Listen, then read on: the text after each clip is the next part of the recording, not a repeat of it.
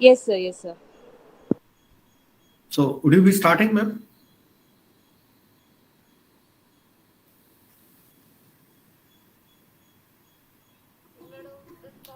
Should we start, ma'am? ശരി നീ 2 minute കഴിഞ്ഞിട്ട് കൂടെ ഒന്ന് ട്രൈ ചെയ്യ്. ശരി. Good afternoon to everyone. Today is the second session of this 6 month certificate course that we have launched, Gandhi Smriti and Darshan Samiti, New Delhi, with the Bharatiya University, Tamil Nadu. And last week we had given you a brief outline of the various sessions that we are going to have during this 6 months course. Also, during the course of this week, before the third class, we will be mailing all of you the course material so that you can go through them. Also, you must. Also, the point is that the sessions that we are having in these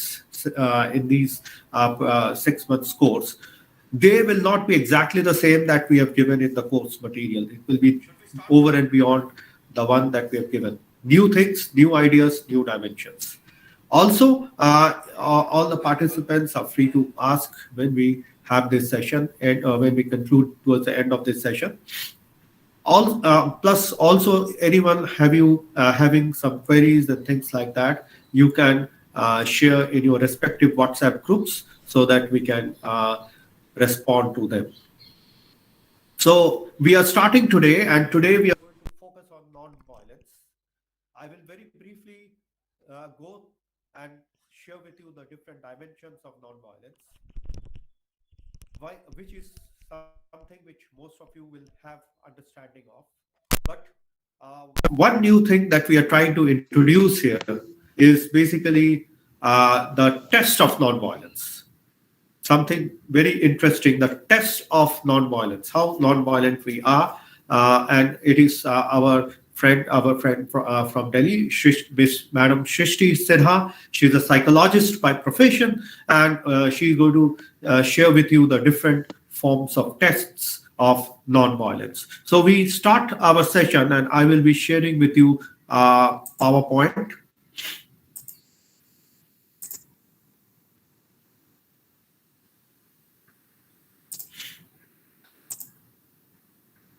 Is my PowerPoint visible? Yes, sir. Okay. Yes, sir. Thank you. So we quickly start today's session by this very interesting quote, A.N. Whitehead in Adventures of Ideas. The creation of the world. Yes, please. So you can make it full screen. Okay. It is full screen, isn't it? Sir, just click on the left. Yes, this, sir. Okay. Yeah. A.N. Whitehead in Adventures of Ideas. The creation of the world, said Plato, is the victory of persuasion over force. The worth of men consists in their liability to persuasion. They can persuade and can be persuaded by the disclosures of alternatives. The better and the worse. Civilization is the maintenance of social order by its own inherent persuasiveness as embodying the nobler alternative. The resource, however unavoidable, is a disclosure of the failure of civilization, either in the general society or in a remnant of individuals. In fact, when we are talking of non-violence, friends, it is basically the essence of human interdependence is the foundation of the philosophy of non-violence. Human interdependence means the whole notion that we are all interconnected, whether it is a human to human, human to nature, human to all other living beings. So this whole essence of human interdependence is the foundation of the philosophy of non-violence. Also, non-violence involves the renunciation of both physical and psychological violence. That is something very important. How it is involving the renunciation of both physical in every form of psychological violence, how it is important. Also, It involves withdrawal as far as possible from the sources of structural violence. We have last time, in the last session, we had Ms. Mansi Sharma talking about the different forms of violence. There is the structural violence, the physical violence, and the cultural violence. And then she talked also about the attentional violence. Also, when we are talking of non-violence, friend, it is a philosophy based on human liberty and dignity, realization and aspiration, and the belief that it is love which truly makes the world go around. It is also the preservation of life with dignity or refusal to kill as one of the fundamental principles of non-violence. It is the essence of truth as a fundamental principle of non-violence. It is multifaceted concept, and every person possesses part of the truth, but not the whole truth. It is something, friends, very important to remember, because when we are talking of non-violence, that is the underlying aspect of truth that is there. And as Mahatma Gandhi had said, we have to make truth and non-violence not matters for mere individual practice, but for practice by groups and communities and nations. That at any rate is my dream. I shall live and die in trying to realize it. Mahatma Gandhi. The different dimensions of non-violence is the significance of altruistic tendencies like empathy, compassion, kindness, gratitude, which are the principles of non-violence. Then we have the essence of dialogue, that is the principle of non-violence, essence of listening. So when we are talking of non-violence, the whole idea of dialogue, listening, these are actually the principles of communicative solidarity. And these are also underlining the principles of non-violence. Like Dr. Ikeda says, without dialogue, humans are fated to walk in the darkness of their own dramatic self-righteousness. Dialogue is the lamp by which we dispel the darkness, lighting and making visible for each other our steps and ahead. Different dimensions of non-violence. Let us also, as it takes, when we are talking of non-violence, it is actually taking responsibility of aiding the direction of human communication and brotherhood. It is also something which takes stand in the favor of life and attempts to find truth and love in the midst of hatred, pride, and destruction. Also, our basic inability to communicate is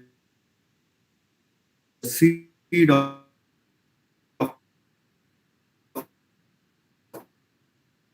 conflicts and violence. So these are very important aspects when we are talking about the essence of non-violence. In fact, what is important when we are friends talking about non-violence is the whole issue of ends and means. Here, I want to point out, like say for instance, we want to move towards a particular goal. Most of the time what happens is the process that we follow may not be that morally correct, may not be ethical. So we don't keep in mind the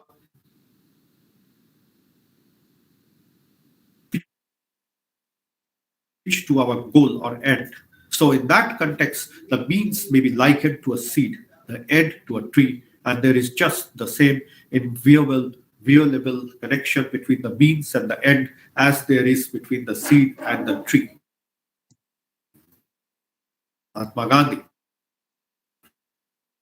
And the means and the end, they are equally important. So the whole idea is that we need to be ethical in our way towards the whole process of the end, and they should be equal. There should be importance of both of them. And in fact, as Martin Luther King further says, so I have tried to make it clear that it is wrong to use immoral means to attain moral ends. But now I must affirm that it is just as wrong, or even more so, to use moral means to preserve immoral ends. In fact, we have Aldo Capitini, who was an Italian thinker, and he was considered to be an Italian Gandhi. He is talking about the different ideas of non-violence. According to him, it is opening to the existence, freedom, and development for every being.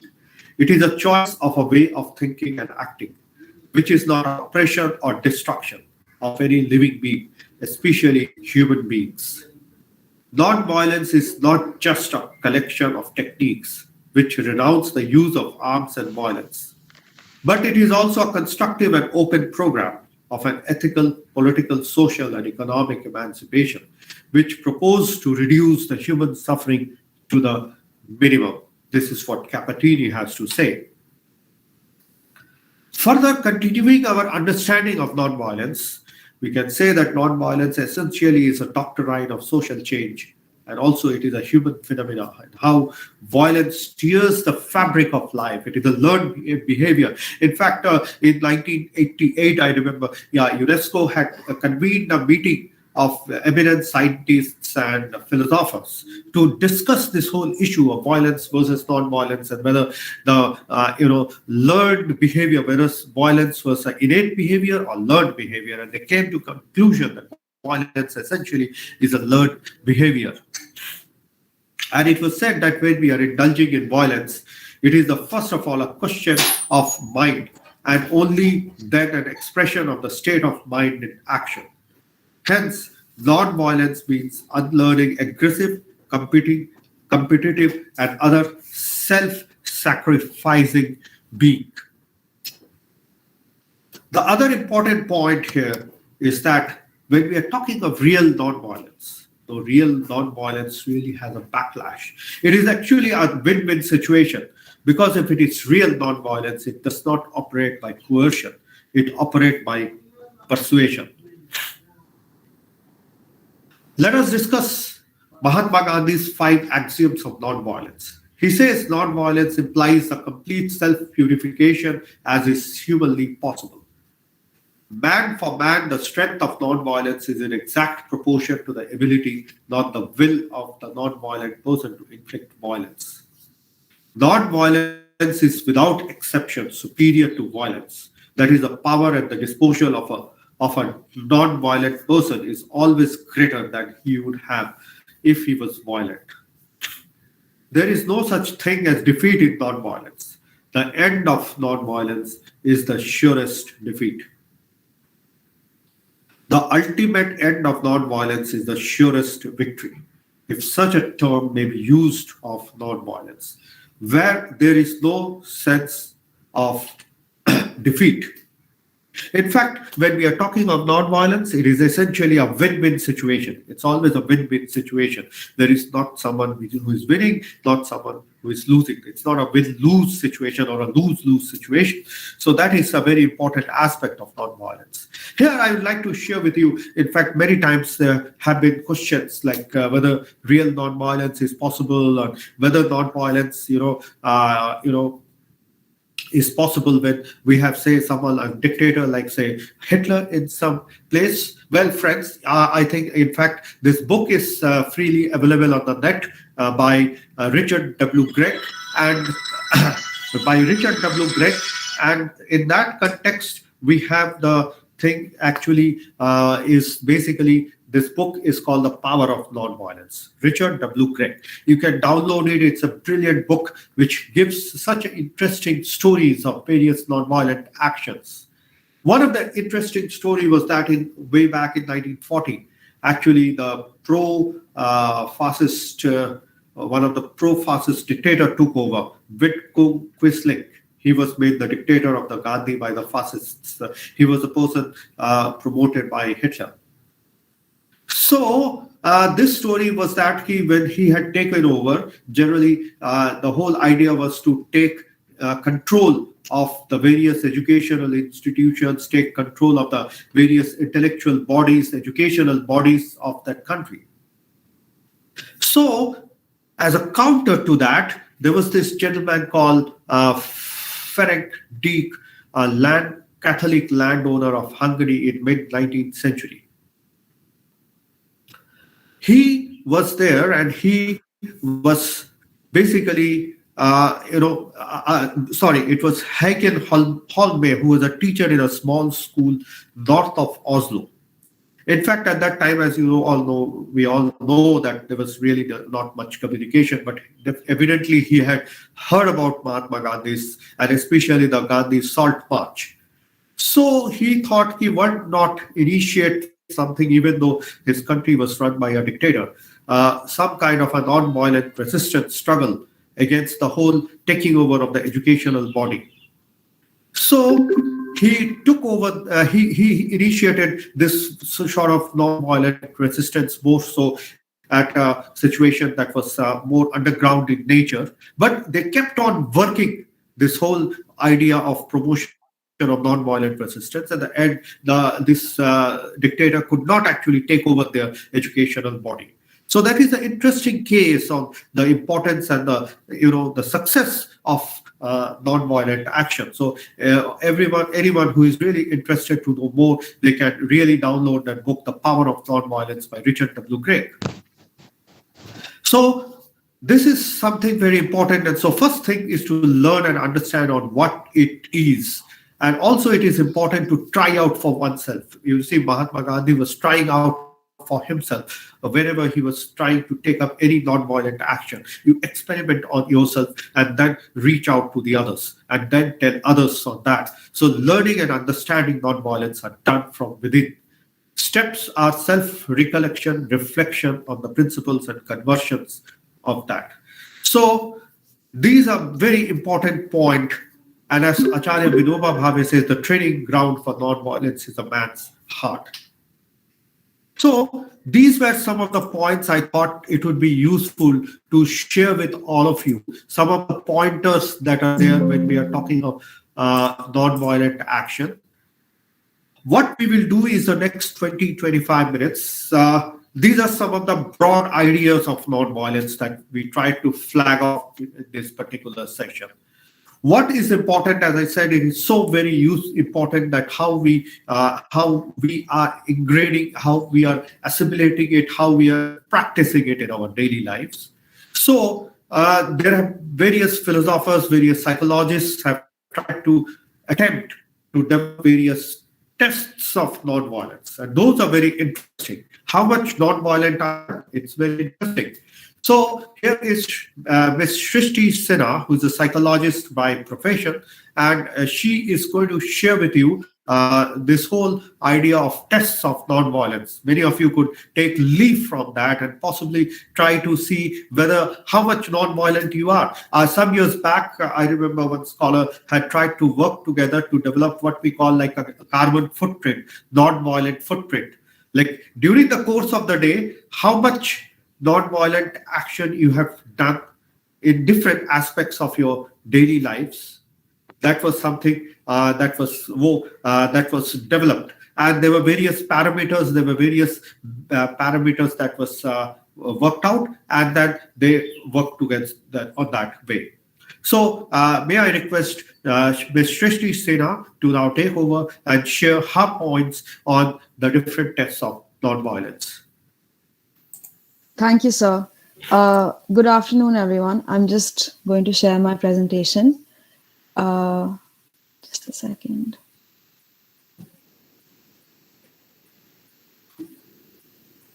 Okay, is my screen visible?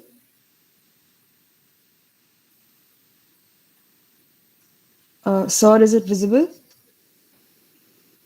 Yes, ma'am. Yes, ma'am, it's visible. Okay, thank you. Thank you for that. Okay, so as Sir said, the next section is about the test of non-violence.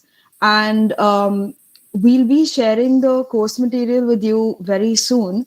So maybe if you feel like you're lost throughout this presentation, you're welcome to ask questions, but also I will be sort of sharing the course material. So like looking at that and looking at this simultaneously might help you to clarify your doubts. So the endeavor today is really just to see how we can leverage psychological testing to benefit our sort of journey to becoming more nonviolent. So this whole exercise is just for building self-awareness and for skill development. And none of these tests will actually ever represent our capabilities completely, because their tests are very reductionist, but they do sort of help us indicate the different skills that we can build to become more nonviolent.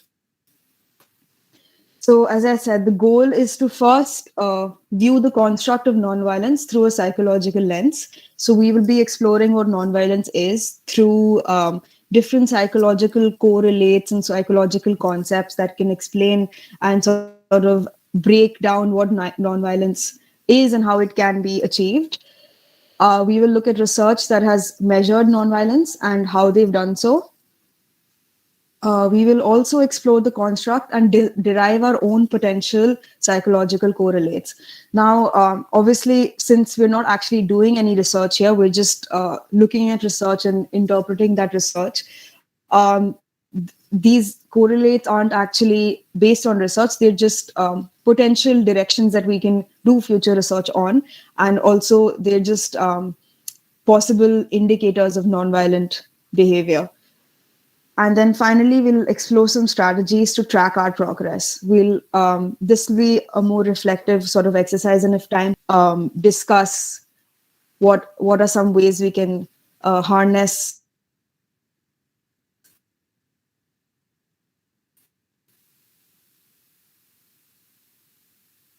what we've learned today to build our skill island, at least in this discourse, is fundamentally communicative.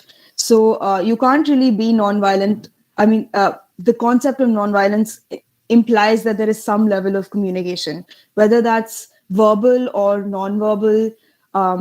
It could be just, expressions and gestures. It could be interpersonal or intrapersonal. It could be internal or with other people. So like intrapersonal would be self-talk or inner dialogue, whereas interpersonal would be communicating with other people.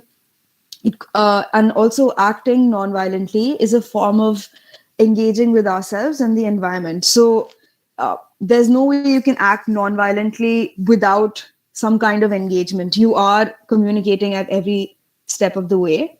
And non-violence is a mode of existence. So it's something that it's kind of like a mode of being. So throughout this course, we will try to emulate everything that we learn into our very existence, so that everything that we do every day is fundamentally non-violent, and that is really the goal here.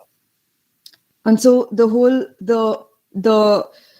goal of creating a non-violent ecosystem is really what we're trying to achieve. So this is the first aspect. And in the first few slides, I'll be discussing these different aspects of nonviolence so that we can understand the construct better. And then we can look at how we can measure that. Because without defining the construct, it will be hard to discuss the way in which we can measure it. Okay, so the next aspect is that it's quite naturally the absence of violence, but also more than that. So it's not just non-violence. Obviously, in the term itself says non-violence, which is the absence of violence, but it goes beyond that sort of definition, and it's a more positive definition. It's not just the absence of conflict, because actually non-violence doesn't presume that would be possible, because having a society where there's no conflict is completely impossible. But it talks about the absence of violence and violent means of conflict resolution, but it also goes beyond that.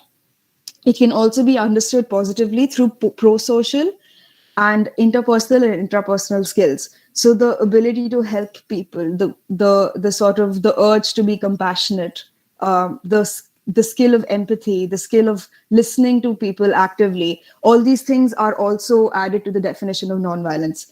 And just like peace, which is not just the absence of conflict, it's active engagement. It's an active effort to create a peaceful society, to make sure that everyone's needs are met.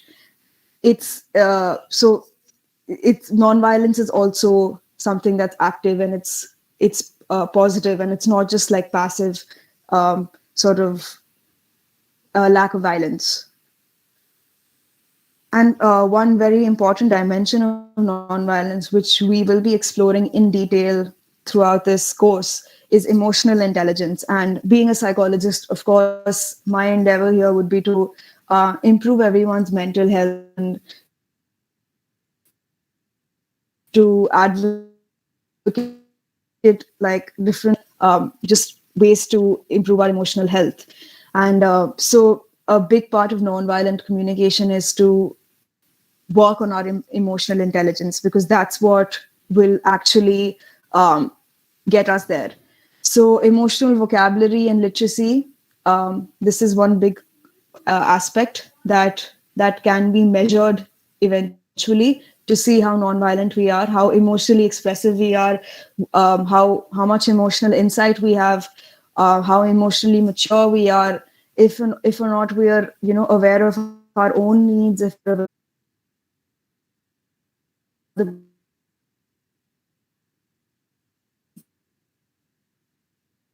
of the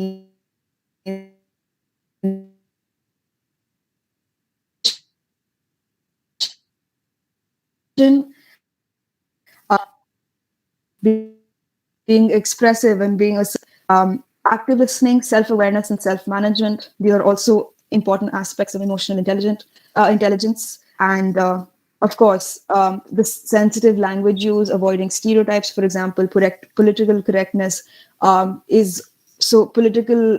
When you use stereotypes or when you act like in discriminatory ways, that's definitely a form of violent communication.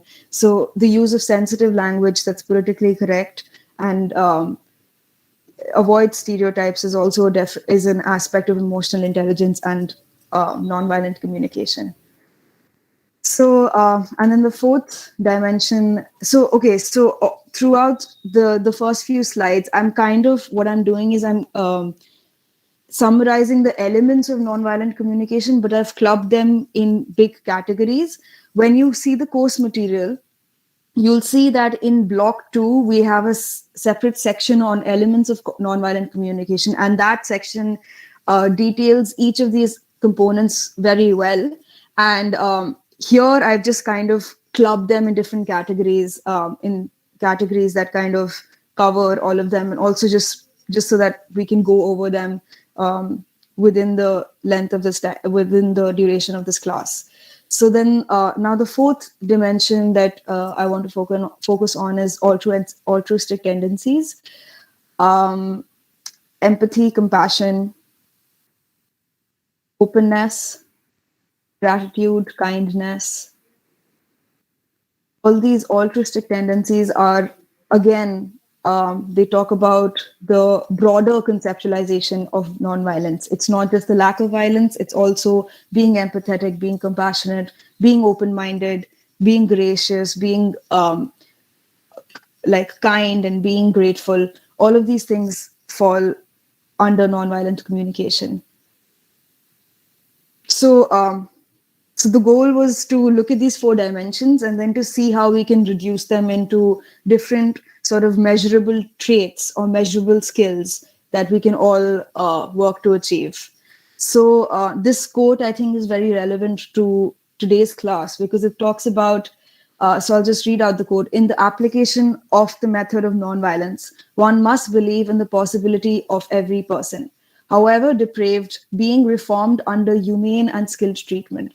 So what this really talks about is that it talks about the fact that every human being has potential to improve, regardless of their background, regardless of their situation, regardless of their past. They all have the potential to improve and to become nonviolent, and that can be made possible when the environment itself is conducive for that. So when we create an ecosystem of nonviolence, an ecosystem of acceptance, warmth, compassion, empathy, we can hope to sort of heal people in a way that they can rise to their potential. And I think that's very inspiring, and it's something that we should remind ourselves, because if we are all on this journey together to like track our progress, to see how nonviolent we can be, and remembering that, it's a work in progress for everyone is crucial, because it's very easy to start judging yourself. So I think this quote sets the tone for our journey. Okay, so this section is about the current measures of nonviolence. So as I said, we will be talking a little bit about current research that has been done on measuring nonviolence. And obviously these scales are all, they're measuring different things, but they're also very limited in their own capacity. So, but they are very informative, and they can sort of indicate to us how we can go about measuring our own progress. So as I said, let me just remove this. These scales are here for reference and to create self-awareness. No one scale can define our capabilities. So we'll be looking at the pacifism scale, the Gandhian personality scale, the nonviolence test, multidimensional scales of nonviolence, and then finally the teenage nonviolence test. These are the main ones that are there. So the pacifism scale is the first instrument, which was the first instrument that ever measured attitudes related to nonviolence. And it really focuses on 3 components from Gandhian nonviolent philosophy. And these components are satyagraha, ahimsa, and tapasya. Satyagraha is satya plus agraha etymologically, satya being truth and agraha being obstinacy. So it's sort of this like grasping the truth. That's what satyagraha means. Finally, ahimsa is a plus himsa, which is non-violence. And then tapasya is etymologically, like in Sanskrit, it means the generation of energy or heat, which is likened to deep meditation. And then the way tapasya is used in this discourse is really sort of talking about self-regulation and how you can control yourself, and how it's a journey of being able to control yourself. So these are the 3 components that this scale has tried to measure. And in the way that it's done it is by focusing on physical nonviolence, psychological nonviolence, and active value orientation. So Eliot defined physical nonviolence as a conscious rejection of all forms of physical violence in favor of alternate forms of conflict resolution. And psychological violence was defined as the conscious rejection of all forms of psychological violence in favor of alternate forms of conflict resolution. Active value orientation, on the other hand, was regarded as the will to perform behaviors that correspond to one's norms, values, and goals. So through this scale, they're really measuring if an individual is likely to resort to physical violence instead of other conflict resolution strategies, psychological nonviolence and physical nonviolence, and are likely to resort to behaviors that are in line with society's norms and goals. So I'll give you some examples to put this in context. So this is one of the items in the scale. So these scales are all Likert scales, which means that you're supposed to rate the item on out of 1 to 7 or 1 to 4, depending on which scale it is, and you rate how likely you're going to be to do what the item says, or how much you agree with the item. So it's a self-report sort of scale. Physical dimension, this is one example that's there in the scale. When a student demonstration becomes violent, it is the moral duty of the participants to dissociate themselves from the violent activity. So this kind of measures how engaged you are and how responsible you feel when something violent is going on. And there are obviously many other items that measure this dimension. Psychological dimension, this is another item. Open and direct communication in which feelings as well as facts are discussed and in which the essential aspects of the problem at hand are thoughtfully explored is the best way of resolving conflict without misunderstanding or hostility. So this again measures sort of your inclination with respect to psychological nonviolence. And then action value dimension. People should take an active role in protecting their personal interests and not leave things to fate. So this again measures how engaged people are in creating a nonviolent society. Then another scale is the Gandhian personality scale. This was based on Gandhi's life and his teachings. So Hassan and Khan identified ahimsa, openness to experience, self-disclosure, self-control, and self-suffering, and introspection and transcendence of logical thinking as important components of Gandhian personality. And they developed the scale to assess these components. And so in the scale itself, there are 6 dimensions that kind of came out. And those are the dimensions that were measured. The first was Machiavellianism and anti-Machiavellianism, which sort of measured how likely you are to manipulate other people to serve your own needs and interests. Authenticity, which is to see how genuine you are, how sort of how honest you are to yourself. That's another dimension that they try to measure through the scale.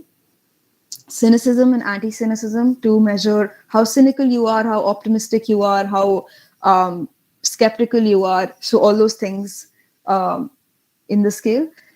And openness to experience and tolerance, which is again to measure how open-minded you are, how flexible you are, how likely you are to change, and how likely you are to accepting other people and different people. Tenderness and generosity. So it also measured how sort of generous you are and how likely you are to give to other people. And then finally, it measured whether you have trust in human nature, whether you have faith, and whether you have sort of faith in humanity and faith that people are ultimately good. So all these 6 dimensions were measured to see how similar you are to the Gandhian personality, which was another sort of interesting sort of take on how on measuring nonviolent communication.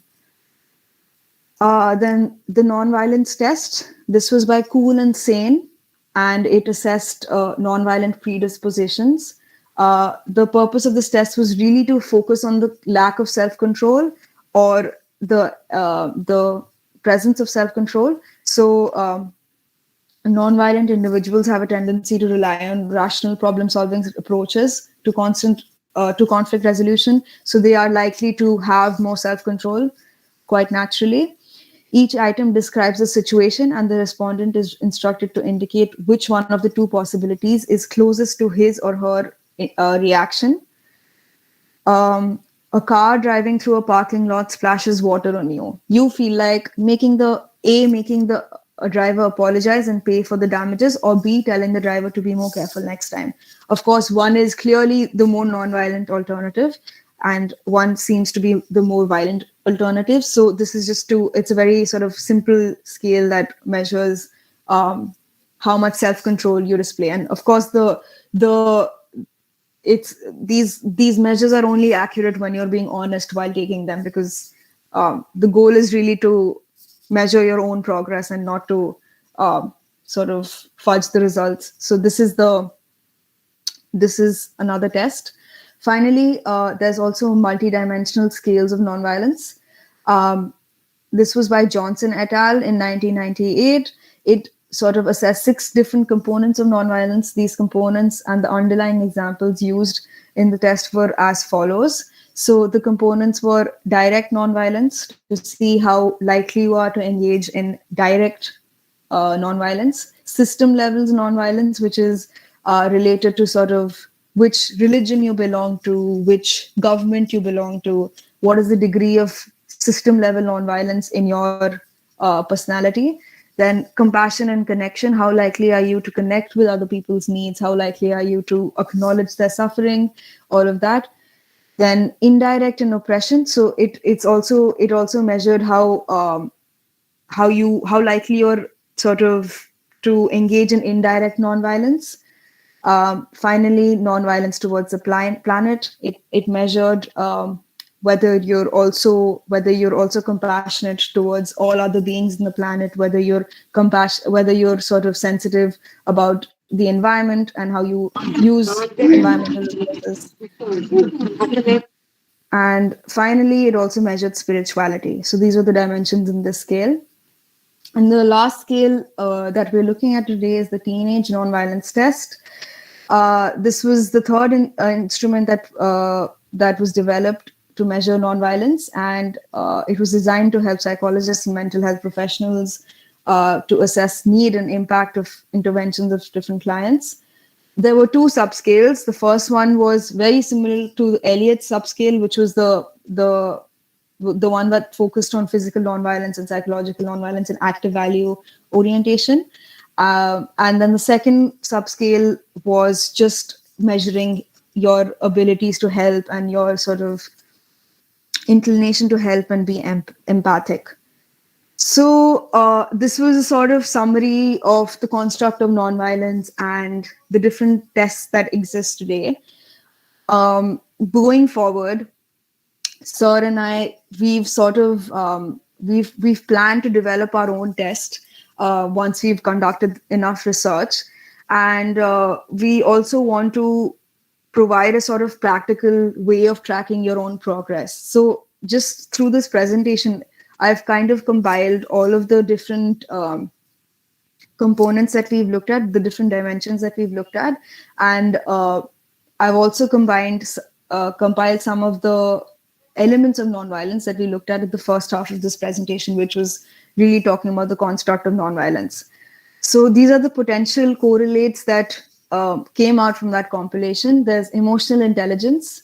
So emotional intelligence and how good you are at handling your emotions, how good you are at identifying your emotions and expressing them, and at identifying other people's emotions is definitely a very good indicator of how likely you are to be nonviolent. Openness and flexibility. This is again open-mindedness, flexibility to change, being flexible and adaptable. All of these sort of skills are very important when you're trying to become more nonviolent. Hope and optimism. Hope is more sort of short-lived and optimism is more just like large scale. So having these sort of traits in your personality are also like good correlates of nonviolent communication. Conscientiousness, self-awareness, self-control and regulation, all of these which are related to management and being particular about your behavior, being conscientious and being careful about your actions is definitely a big indicator of how much self-control you can yield and how nonviolent you can be. Then sense of collective responsibility. Do you feel responsible for the planet that you inhabit? Do you feel responsible for the society that you live in? All of that also indicates how likely you are to act non-violently. Capacity for compassion and empathy, all the altruistic tendencies that we looked at, gratitude, compassion, empathy, kindness, these are also indicators. Critical thinking, ability to solve problems constructively, all of this that's sort of more analytical in nature is also a big part of nonviolence, because nonviolence also requires a lot of creativity. You have to be able to solve conflicts without losing your temper, without, you have to make sure that all parties win. So that requires a lot of creative thinking and sort of problem solving skills. Assertiveness is another huge part of nonviolent communication. How do you work on your communication style? How do you assert your needs without losing your temper, without having a breakdown? How do you make sure that your needs are met without stepping on the needs of other people? So that's another key skill. Mindfulness, being aware of your body, being aware of your mind, your experiences, is also an indicator. Authenticity and genuineness, these are two very important aspects that kind of correlate with Gandhi's satyagraha mission, and just being truthful to yourself, being honest, adherence to the truth. That's another really big aspect of your potential to be nonviolent. Non-judgmental acceptance, being able to accept people for all their flaws, for all their mistakes, and for being accepting and warm in your approach to them is another crucial indicator. And finally, connecting with the needs of all beings. The creation of the nonviolent ecosystem will only be possible when we're able to connect with everyone's needs, and we're mindful of those needs, and we endeavor to meet them as well along with our own needs. So this is kind of a very loose compilation of all the correlates that we looked at, and hopefully it gives you a sort of good idea as to which traits to focus on, which aspects to focus on. And the good news is that all these skills, all these traits are learnable skills, and through this course, what we will plan to do is we will try to use the lectures as a means to improve these skills and to learn these skills. So yeah, that's the end of my presentation. I would be happy to entertain any questions, any clarifications, any feedback, any discussion. So Yes, thank you, Shrishti. Now I think we could open the floor for discussion.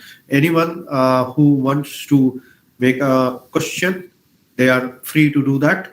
So can we start the discussion, please? Please unmute yourself, identify yourself, and then ask the question. Yes, please. Good evening, Professor, and good Hello, evening, ma'am. hello, Srishti Professor. How are you? Sinha. How are you, Professor? Yes, Professor. With all your blessings, we are fine. I am Dr. Varadarajan from Yes, Tyagarajar College, Professor. Madurai. Yes, please. Yes, please. Thank you, ma'am. Thank you for your neat and coherent presentation. Being a psychologist, you brought many psychological aspects to the concept of non-violence. Though you dominated the entire session on non-violence, we expected a kind of communication which already embedded in your presentation towards the last slide. That's quite good. And throughout your presentation, ma'am, we got a feeling, or I got a feeling, that when you go to an interview situation or management negotiation skills, like it was like a kind of attending interview wherein you were taught something like soft skills, like. And okay. do you think that those things are required for someone to be behaving in a right manner with regard to this non-violent communication, number one? And my observation number two is, after attending session one, and this is the session two, when sir was mentioning various things, I make a earnest appeal to bring Indian context, because you were talking about only what foreigners have said about non-violence, right? Because within India, when somebody talks about the greatness of Gandhiji, that can be brought in so that our understanding of it could be made better. Thank you, sir. Thank you, ma'am. Thank you, sir. In fact, sir, if you see the first of the test of non-violence which Shrishti was pointing out, it was by Professor Kool and Sen. Both are Indians, and as she shared, they use the psychometric tests which she mentioned along with the Gandhian approach. So there are a lot of Indians who are working in this area. And also, there are various perspectives coming from it. We'll have a separate session on the Indian model of communication also, of course. But also towards the end of the 6th month, we will share with you, which you were talking, we were talking of non-violence. And of course, when we are talking of non-violence, it is an act of communication. But specifically, we are working out to share with you our test of non-violent communication towards the end of the 6th month, when I and Shrishti are trying to develop those indicators of non-violent communication. That's definitely there in our mind, sir. Thank you, Professor. Thank you very much. Sir, also just to respond to your question, thank you so much for your feedback. We are also planning what our sort of goal was to introduce completely new content on the presentation, because we didn't want to repeat what was there in the course material.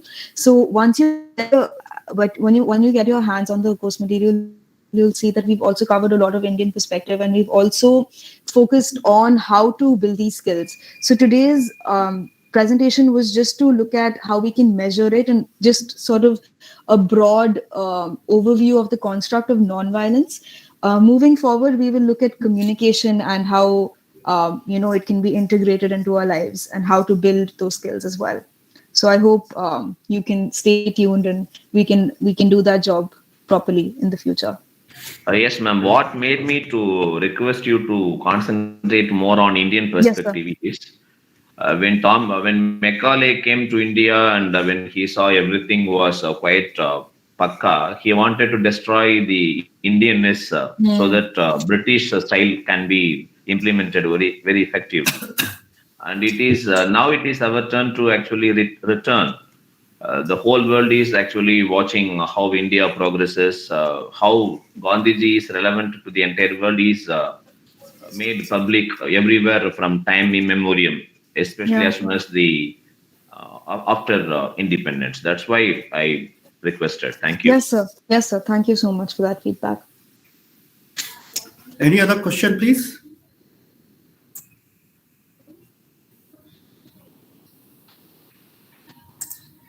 Anyone would like to share? Hello. Yes, please. Hello. Good evening. Yes, ma'am. Uh, Please identify yourself, ma'am. yeah, I'm Samina Tabassum. I have a simple question. Firstly, I would like to thank Srishti ma'am for her highly informative talk. My simple question is, how would you distinguish between compassion and empathy? These days, empathy term seems to have become more popular, especially in the field of education. However, I personally think that compassion is a step more than empathy. Is it so? Could you please elaborate on the distinction between the two? Thank you. Thanks. Thank you so much for that question and for your feedback. Yes, you're very correct. Compassion is one step ahead of empathy. So, empathy is the capacity to be able to see from someone else's perspective. So, it comes with a level of emotional insight where you're able to put yourself in their shoes, and it's obviously not the same as sympathy, which is just having pity on someone. It's respecting them and putting them at the same sort of level as yourself, and then being able to gauge what they are experiencing and to be able to convey your sort of understanding of their situation. Compassion goes beyond that. The kind of altruistic tendency that involves acknowledging their suffering. So um, it's kind of this acknowledgement that comes from knowing that the human predicament has a lot of suffering and people go through so much. So to be able to acknowledge the commonality of human suffering is compassion. So it goes slightly beyond empathy. I hope that answers your question. That's the domain of both. Yeah, both of Extend, them. Yeah. extend only to perception, thought, and feeling, not to uh, action. no. So the thing about empathy is that you can still be empathetic without going and doing charity, without going and rescuing someone, because you obviously have your own limitations. So there are situations where you can convey your empathy and you can convey your compassion without actually taking action, because you are yourself limited. um, and there are different degrees. There's sort of thought based, like cognitive empathy, where you're able to understand the situation. Then there's emotional empathy, where you've gone through the same situation, so you can really like emotionally connect with the person. And then obviously, like if things fall in place, you can also act, but that sort of action based thing is not a prerequisite of conveying empathy or compassion. Okay, ma'am. Thank you. Thanks. Thank you. Any more questions, please?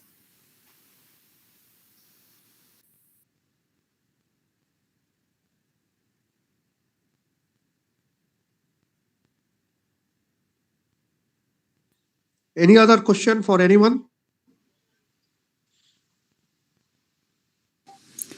Ma'am, I'm sorry Yes, if I have please. missed any part of your talk, but have you ever mentioned any kind of personal self-assessment for non-violence? Like, how can I know where do I stand? Is there any easily accessible, Uh, reliable?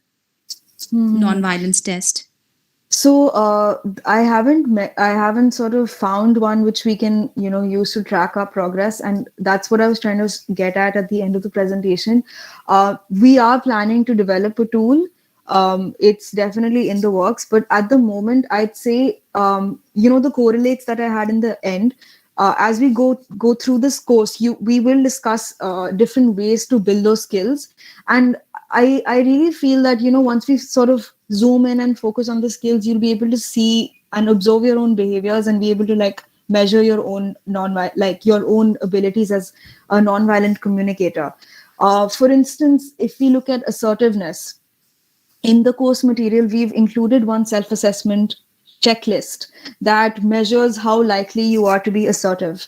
And there are different items, and you can rate yourself and then take out the score. And obviously, that score is just for your own information. So I think like that, we can develop more such checklists, and we will try to compile it and make it available for you.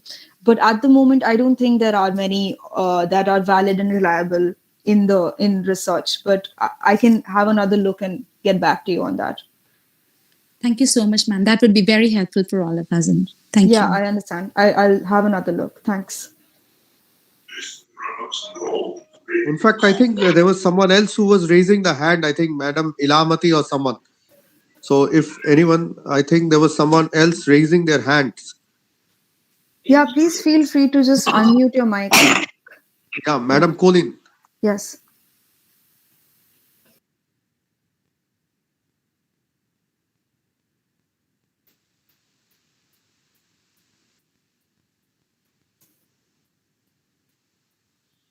Anyone else? I believe there was someone else who was raising their hands.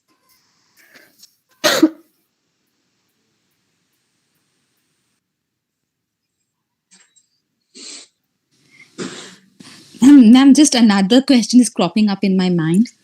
Can non-violence be an important trait of leaders? Can there be successful leaders with non-violence? Of course, we do have Mahatma Gandhi as the exemplary personality, but is it practical? Like, do we have cases in the modern world where non-violent person has become a very effective leader?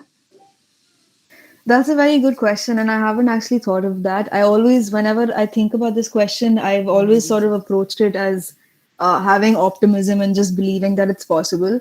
But then I was also thinking about the New Zealand's Prime Minister, who's in fact quite assertive and non-violent and radical without actually being fascist or without actually being politically incorrect. So I think it is possible, and even if it isn't, just sort of moving to in my opinion, just moving towards that direction is worth it. Also, like when we talk about leadership at the level of the organization, at the level of different institutions, there we can definitely be more empathic. We can definitely be more kind and non-violent in our approach. Like if you're running a company, just being more non-violent with your employees, being more assertive as an employee is also like something that we can focus on. And leadership will definitely, as a construct, go with non-violent communication. I don't know if at the level of like global politics, how achievable or how possible it is, but I am quite optimistic about it. I think Sir In fact, I would like to share my own, Madam Samina, I would like to share Yes, my sure, own sir. experience. The other day, Yes, sir. I was invited by an international peace organization working on peace, in different African countries for online mediation. And that involved people from some of the African countries, at least 3 African countries, and there were some organizational issues in between them. So there, instead of the normal process of mediation, I use the different strategies of nonviolent communication, and also, of course, the Gandhian approach, where we are talking of humanism, we are talking of the human values. Through these strategies and tools of nonviolent communication, I could discuss with them at length. And one of the best thing was, at the end of the session, which actually thankfully ensured that there was reconciliation between the different people who were the conflicting parties. They made me promise that I will have sessions on non-violent communication in their respective countries. So this is a very interesting example of actual use of non-violent communication in real situations. No, when we are talking of conflict, and it was actually conflict between people from different countries. So I think there are immense possibility. The more we nurture, we will be able to see how we can make a True. difference. Actually, Yes, sir. Yes, sir. Thank you so much. And ma'am, one more, perhaps the last question. Is negative marking a violent behavior? Negative marking. Penalizing the student in terms also of here marks. in this case, the idea is how we look at things from different perspectives.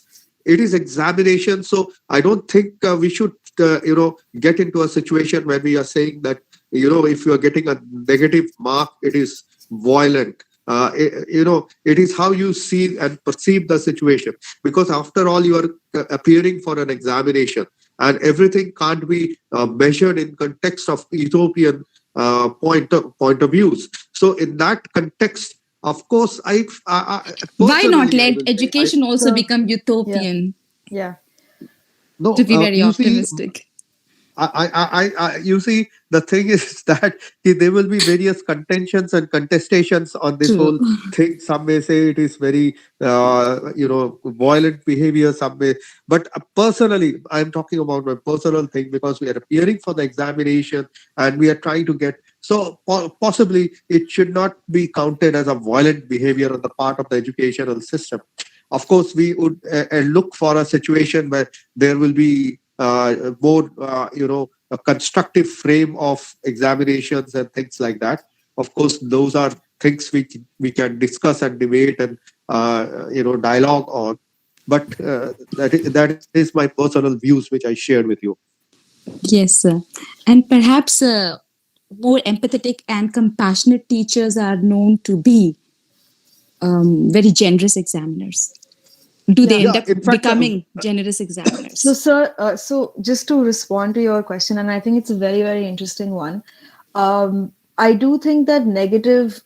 I understand Sir's point of view where he says that it is an examination, and you go in with that mindset that you will be sort of marked for how you perform. But I do see the sort of implications of like kind of punitive marking, where you're just attempting an answer and you lose out on marks. So I can see that being very discouraging, and it can affect the child's self-esteem. So I do see it as a sort of subtle form of violence. But I think it's like a longer conversation, and I think it really depends on the context as well. But it's a very interesting point, and I think it's I one second your opinion, ma'am. Let Yeah. the child attempt it. Why should there be the fear of being marked negatively? Exactly. Yeah. Yes, thank And you. not to counter any of the great audience who have spoken now, when we show our compassion or empathetic or showing sympathy, the children take us for granted. Being an examiner, I have an experience even when starting from evaluating Or, PhD is or to sir, correcting the English perhaps, paper. Yeah. or perhaps you end up becoming such a personality that the students attempt not just for marks, but like it's not just fear of negative marking, but for the love of the subject or for the love of the teacher. Perhaps that could help in improving their performance to instill genuineness in the students. Yeah, again, those things are relative, ma'am, according to Yes, true. the regional context we have to take it. But modern day children, today's children, first year, second year, third year, undergraduate children, they they are very clear. They are cleverer also. They make us work and they succeed, and we never complain. But 20 days, 30 years back, how we were, they don't have that, and they lack something, and we are able to manage, and we counsel them also. Yes, sir, I agree. But I think this very concept of student centeredness calls for empathy and compassion and generosity, kindness, understanding, student centered approach. Yeah, and I do feel that being taken advantage of when you are being empathetic is something that's always going to be there. And obviously, we have to have compassion and empathy for their situation. The fact that they've learned those behaviors over time to take advantage, to serve their own interests. That's also something that's just a part of the context and the society that we're brought up in.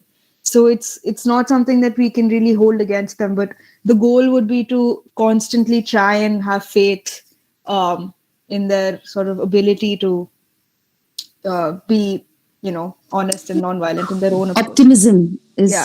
the key. Yeah. Yes. Thank you, ma'am. Thank you. Good evening, ma'am. This is Sendil calling from Tyagaraja College, Madurai, Tamil Nadu. Thank you for your charismatic presentation and speech, ma'am. I have a question. Actually, since it has been going on and viral regarding North Korea's status of mourning for 10 days and 11 days, do you think that being submissive with regard to the people of North Korea is non-violence? Sir, would you like to answer that question? Or should I?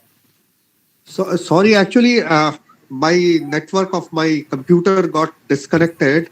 I would like to repeat the question, sir. Can you repeat once again, please? Actually, since yesterday, it has been viral on the part of the people of North Korea, and North Korean government has taken a stand that they should be mourning for about 10, 11 days. Being submissive with regard to the people of North Korea is non-violent, sir? Definitely. In fact, I also read that news that you are not supposed to laugh for the next 10 days. That is something very, very definitely. No, it is a sheer case of violence by the regime over there. How can you not allow people not to laugh for 10 days? That is really against the whole, not just rights issue, it is also the issue of dignity. Like for 10 days, you are not supposed to laugh. You can't, it is just not, it's not really, it can't be justified in any way, actually. Yes, sir. Thank you so much, sir. So possibly now, if you have other questions, we would request you to share in the WhatsApp group and we can close the session for the day. Thank you very much, everyone. And let's have our next exciting session next Saturday. Thank you. Thank you very much. Thank you, sir. Thank you very much. Thank you, sir. Thank you, ma'am. Thank you. Thank you, everyone. Thank you, everybody.